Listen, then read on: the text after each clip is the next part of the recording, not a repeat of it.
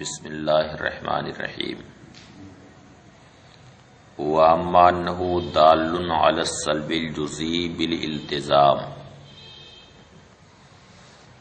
گفتگو یہ چل رہی تھی کہ سالبہ جزیہ کے یہ تین جو سور ہیں، لیسا کل، لیسا بعض اور بعض و لیسا، ان تین سوروں کے درمیان فرق کیا ہے، اسی کا یہ بیان ہے۔ لیسا کل کے تعلق سے کہا کہ لیسا کل رفع ایجاب کلی پر بالمطابقت دلالت کرتا ہے اور سلب جزئی پر بالالتزام دلالت کرتا ہے، یعنی رفع ایجاب کلی پر لیسا کل کی دلالت مطابقی ہوتی ہے اور سلب جزئی پر اس کی دلالت التزامی ہوتی ہے۔ رفع ایجاب کلی پر اس کی دلالت مطابقتاً کیسے ہوتی ہے، اس کا بیان تفصیل کے ساتھ کل کے سبق میں ہو چکا ہے۔ آج اس بات کا بیان ہے کہ سلب جزئی پر اس کی دلالت التزاماً کیسے ہوتی، تو اس کی دلیل یہ ہے کہ جب ایجاب کلی کا ارتفاع ہوتا ہے تو اب اس کی دو صورت ہوتی، ایک یہ ہے کہ محمول کا سلب موضوع کے ہر فرد سے ہو، جسے سلب کلی کہا جاتا ہے۔ دوسری صورت یہ ہے کہ محمول کا سلب موضوع کے ہر فرد سے نہ ہو بلکہ موضوع کے صرف بعض افراد سے محمول کا سلب ہو اور بعض افراد کے لیے ایجاب۔ دونوں صورتوں میں ایجاب کلی کا ارتفاع ہو جائے گا۔ اب ظاہر سی بات ہے کہ ان دونوں صورتوں میں سے کوئی بھی صورت، یعنی موضوع کے ہر فرد سے محمول کا سلب کیا گیا ہو یا موضوع کے صرف بعض افراد سے محمول کا سلب کیا گیا ہو اور بعض افراد کے لیے ایجاب ہو، دونوں صورتوں میں سلب جزئی بہرحال صادق آئے گی، اس لیے کہ جب ہر فرد سے سلب ہوا تو یہ بھی کہنا صحیح ہے کہ بعض افراد سے سلب ہوا۔ مثلا یہ کہا جائے کہ مبارک پور کا کوئی بھی طالب علم پڑھنے کے لیے نہیں آیا، یعنی ہر فرد سے سلب کیا گیا ہے، تو جب یہ کہنا صحیح ہے کہ کوئی بھی طالب علم پڑھنے کے لیے نہیں آیا تو یہ بھی کہنا صحیح ہے کہ فلاں نہیں آیا، فلاں نہیں آیا، فلاں نہیں آیا، یہ بھی کہنا صحیح ہے کہ نہیں ہے نا صحیح؟ جب یہ کہہ دیا گیا کہ کوئی بھی طالب علم نہیں آیا تو اب اس کے ضمن میں سلب جزئی بھی صادق آ رہی ہے کہ فلاں نہیں آیا، فلاں نہیں آیا، فلاں نہیں آیا، سلب جزئی آئے گی کہ نہیں اس کے ضمن میں؟ ہاں، جب ہر فرد سے نفی کر دی گئی تو بعض افراد سے بھی نفی کر دی گئی اسی میں،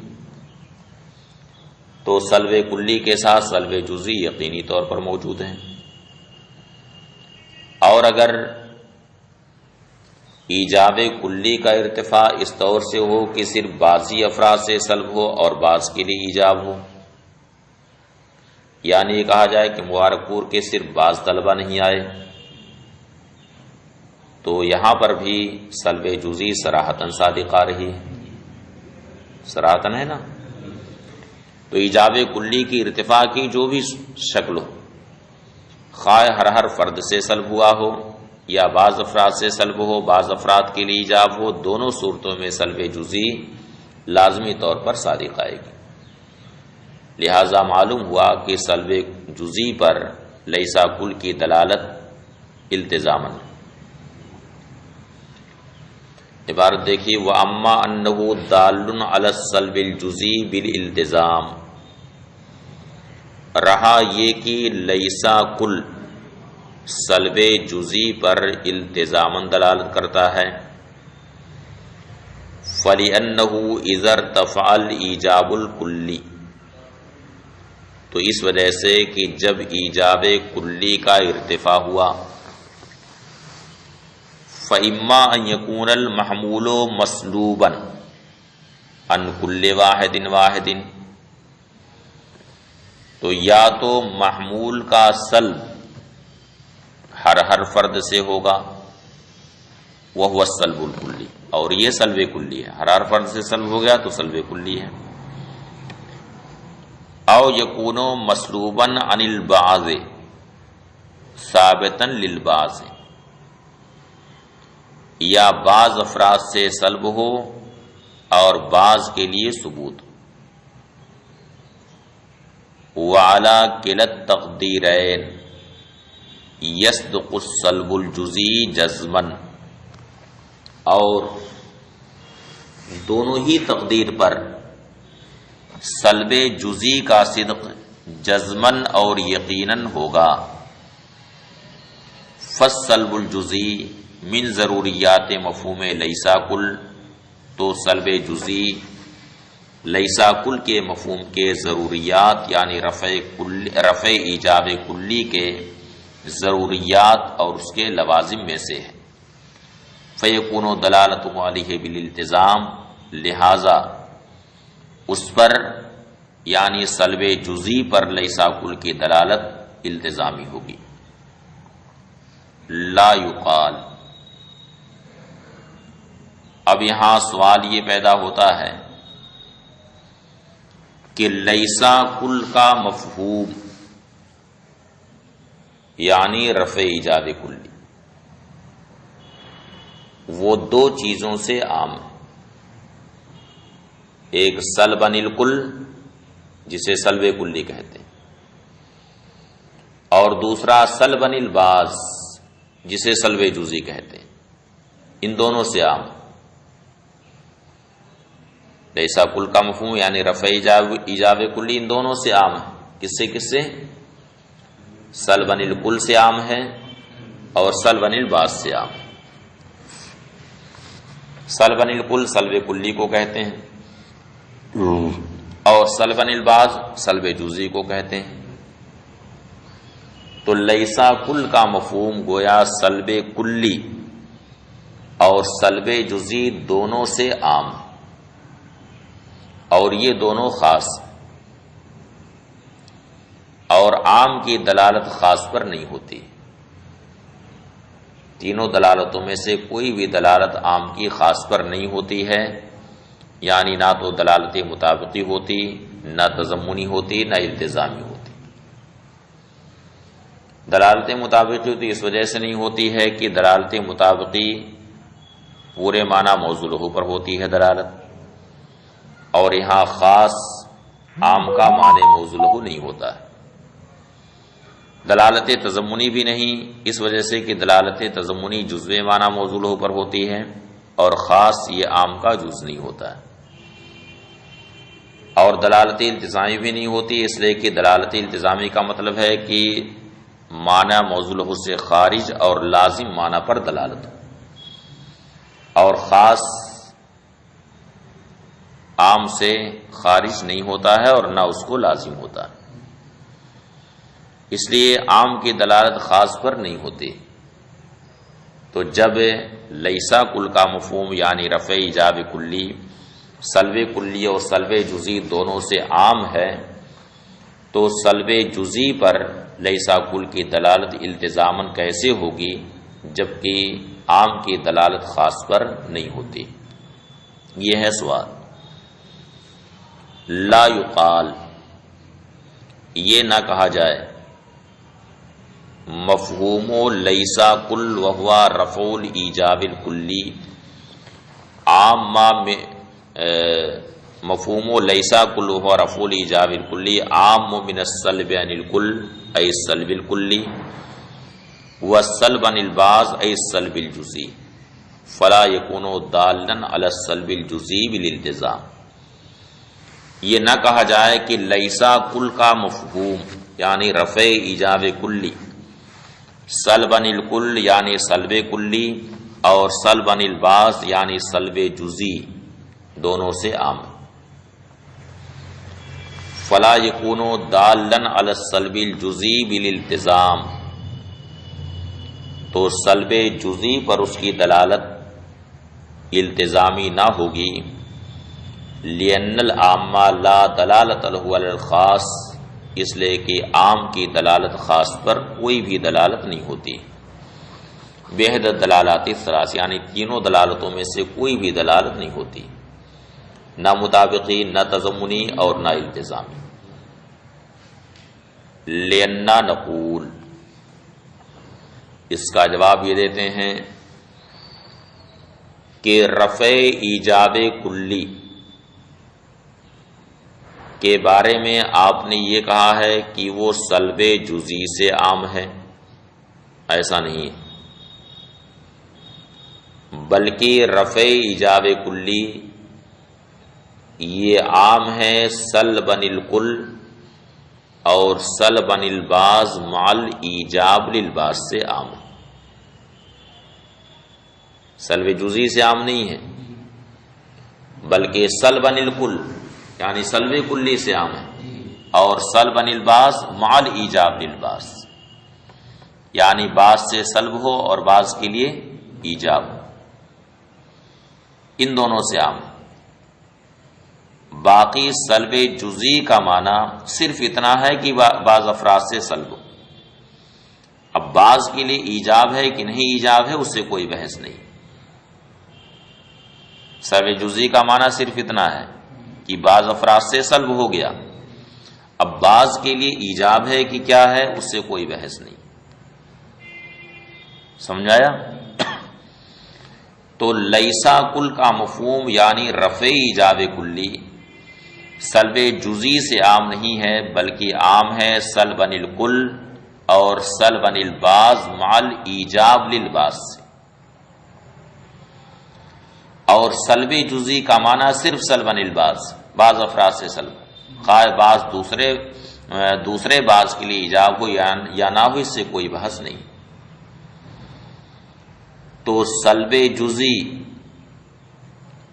دونوں قسموں میں مشترک ہے، یعنی سلب عن الکل ہو تب بھی سلب جزئی اس میں پائی جائے گی، اور سلب عن البعض مع الایجاب للبعض ہو اس میں بھی سلب جزئی پائی جائے گی. تو سلب جزئی جب دونوں میں مشترک ہے تو سلب جزئی دونوں کے لیے لازم ہے، دونوں کے لیے لازم ہے. اب عام یعنی رفع ایجاب کلی دو فرد میں منحصر ہے. عام ہے رفع ایجاب کلی، اس کے دو فرد ہیں، ایک سلب عن الکل، ایک سلب عن البعض مع الایجاب للبعض.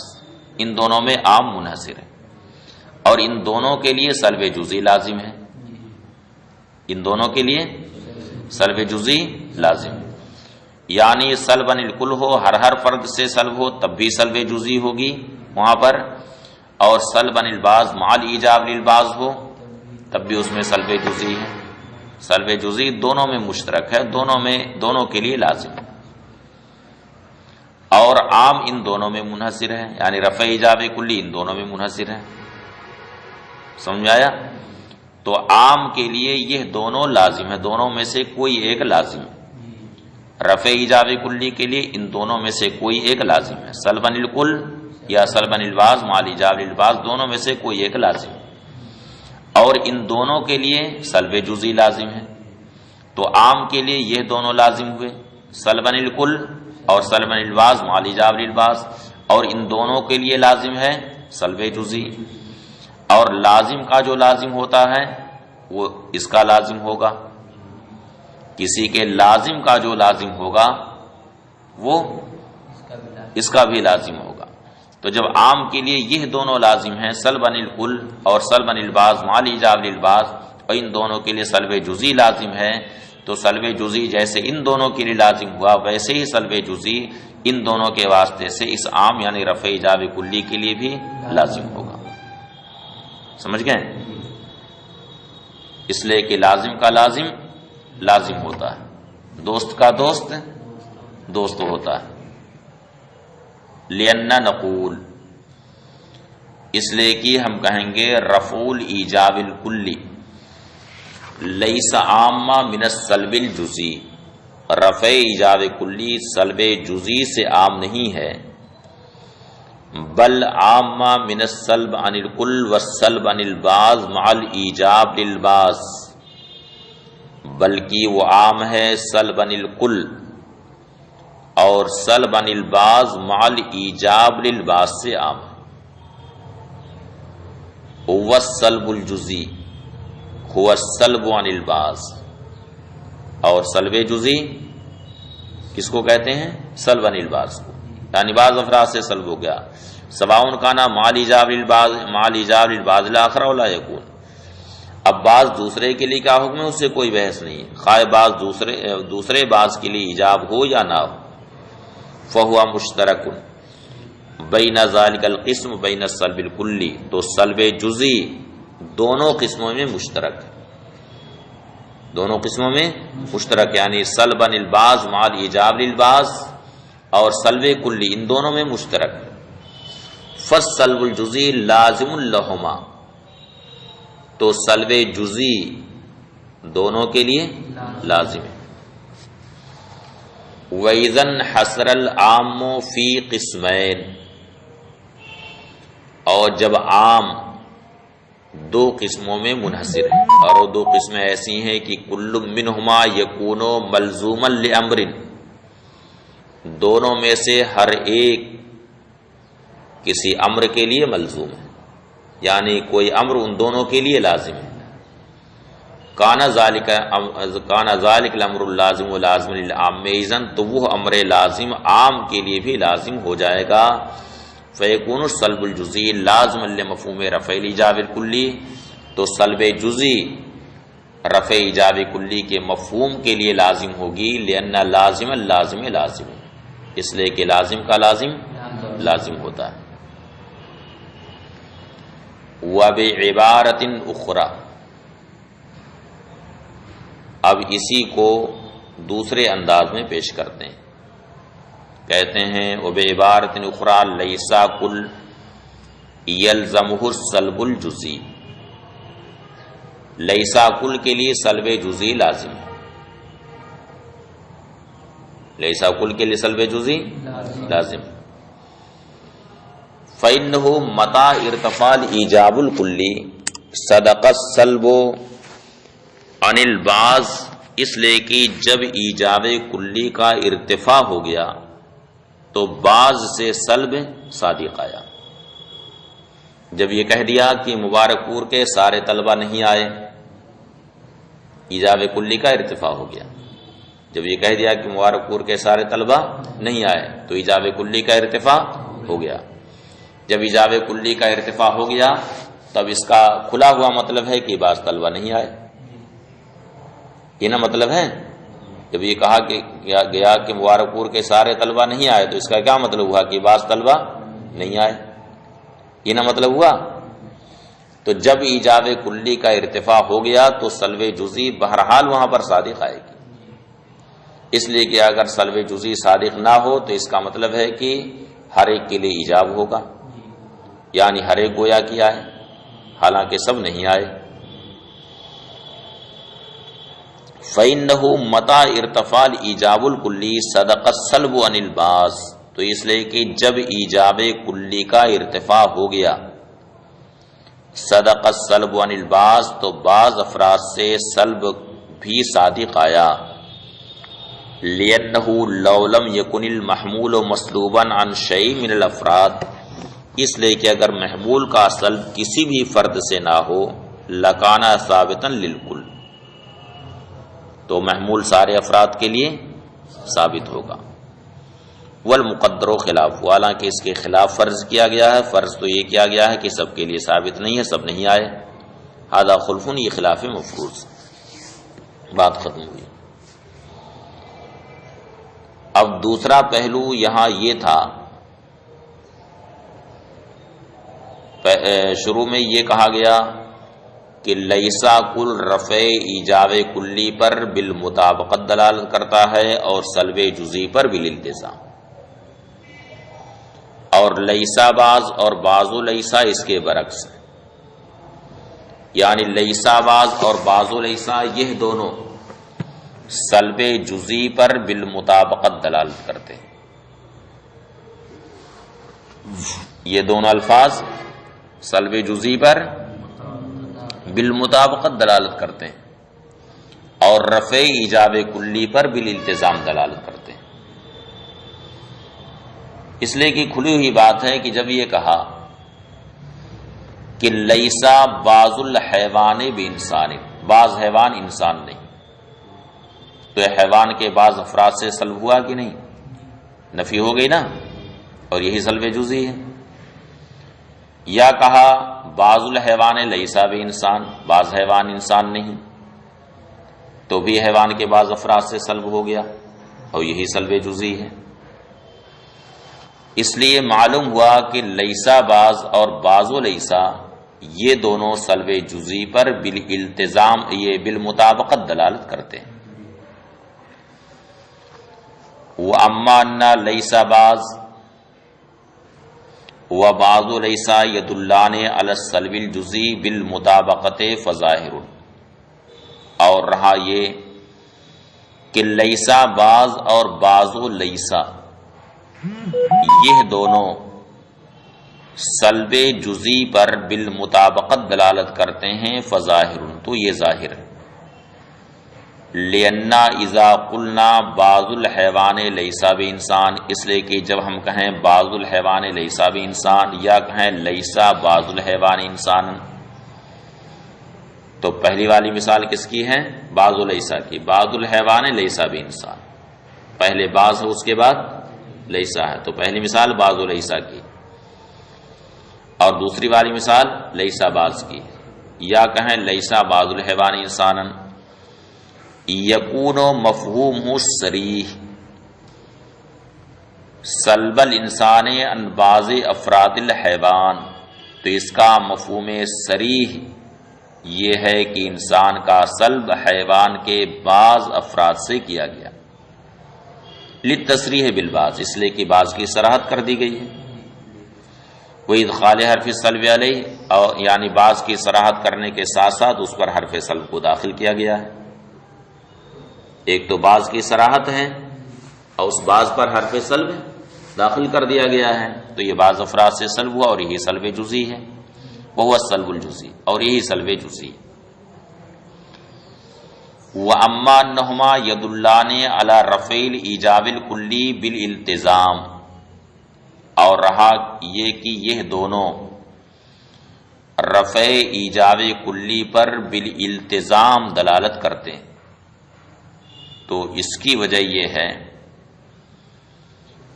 کہ ان دونوں مثالوں میں محمول کا سلب بعض افراد سے ہوا ہے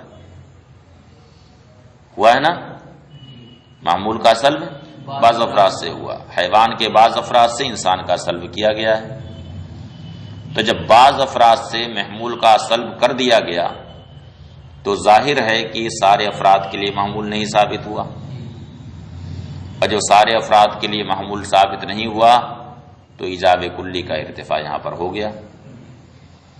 اس لیے معلوم ہوا کہ لیسا بعض اور بعض لیسا یہ دونوں رفع ایجاب کلی پر بالالتزام دلالت کرتے ہیں۔ وَأَمَّا أَنَّهُمَا يَدُلَّانِ عَلَى رَفْعِ الْإِيجَابِ الْكُلِّي بِالِالْتِزَامِ، رہا یہ کہ یہ دونوں رفع ایجاب کلی پر بالالتزام دلالت کرتے ہیں، فَلِأَنَّ الْمَحْمُولَ اِذَا كَانَ مَسْلُوبًا عَنْ بَعْضِ الْأَفْرَادِ، تو اس وجہ سے کہ محمول کا سلب جب بعض افراد سے کر دیا گیا، لا يكون ثابتا لكل الافراد، تو وہ محمول سارے افراد کے لیے ثابت نہ ہوگا. فیکون الایجاب الکلی مرتفعا، تو ایجاب کلی وہاں سے مرتفع ہوگا. ھذا هو الفرق بین لیسا کل و بین الاخیرین، یہ فرق ہے لیسا کل اور دونوں اخیر والے میں، یعنی لیسا بعض اور بعض و لیسا. تو اجمالی فرق یہ ہوا کہ لیسا کل رفع ایجاب کلی پر بالمطابقت دلالت کرتا ہے اور سلب جزئی پر بالالتزام دلالت کرتا ہے، اور لیسا بعض اور بعض و لیسا یہ دونوں اس کے برعکس ہیں، یعنی لیسا بعض اور بعض و لیسا یہ دونوں سلب جزئی پر بالمطابقت دلالت کرتے ہیں اور رفع ایجاب کلی پر یہ دونوں التزاماً دلالت کرتے ہیں. اب ایک چیز یہاں باقی رہی کہ خود ان دونوں میں کیا فرق ہے، یعنی لیسا بعض اور بعض و لیسا خود ان دونوں میں کیا فرق ہے. یہ بھی تو مسئلہ ہے کہ ان دونوں میں کیا فرق ہے. تو ان دونوں میں ایک فرق تو یہ ہے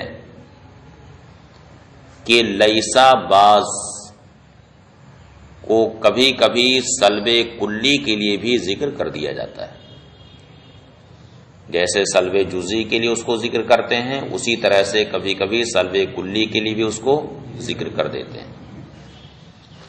اس وجہ سے کہ لیسا بعض میں جس بعض کی نفی ہوتی ہے وہ بعض غیر معین ہوتا ہے، وہ بعض غیر معین ہے. جیسے کہا گیا کہ بعض طلبہ نہیں آئے، اور بعض کون ہیں؟ وہ غیر معین. تو اس اعتبار سے وہ بعض غیر معین نکرہ کے مشابہ. کس کے مشابہ ہیں؟ نکرہ کے. اور اس سے پہلے لیسا آ گیا ہے، اس سے پہلے لیسا آ گیا ہے، حرف نفی ہے.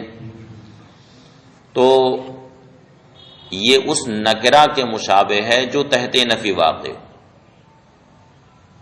جو اس نکرہ کے مشابہ ہے جو تحت نفی واقع ہو. اور وہ نکرہ جو تحت نفی واقع ہو، نفی کے سیاق میں جو واقع ہو، یعنی نفی کے بعد جو آئے، تو وہاں پر ہر فرد سے سلب ہو جاتا ہے. وہاں پہ ہر فرد سے سلب ہوتا ہے، یعنی سلب کلی وہاں پر ہوتا ہے، عموم نفی ہوتا ہے، نفی ہر ایک کو عام ہوتی ہے. تو اس وجہ سے لیسا بعض کو کبھی کبھی سلب کلی کے لیے بھی ذکر کر دیا کرتے ہیں. اور اس کے برخلاف بعض و لیسا میں بعض پہلے اور حرف نفی بعد میں ہے نا. تو اس لحاظ سے یہ یہاں پر نکرہ سیاق نفی میں واقع نہیں ہے، اس لیے سلب کلی کے لیے اس کو ذکر نہیں کرتے. وَأَمَّا الْفَرْقُ بَيْنَ الْأَخِيرَيْنِ، اور رہا اخیر والے دونوں کے درمیان فرق، فَهُوَ أَنَّ لَيْسَا كُلْ قَدْ يُذْكَرُ لِلسَّلْبِ الْكُلِّ، تو یہ ہے کہ لیسا بعض قد یذکر للسلب الکلی، لیسا بعض کو کبھی کبھی سلب کلی کے لیے ذکر کیا جاتا ہے. لِأَنَّ الْبَعْضَ غَيْرُ مُعَيَّن، اس لیے کہ بعض غیر معین.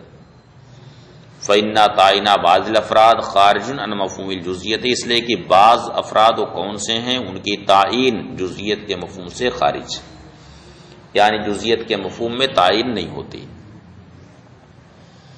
فَأَشْبَهَ النَّكِرَةَ فِي سِيَاقِ النَّفِي، تو یہ اس نکرہ کے مشابہ ہے جو سیاق نفی میں واقع ہو.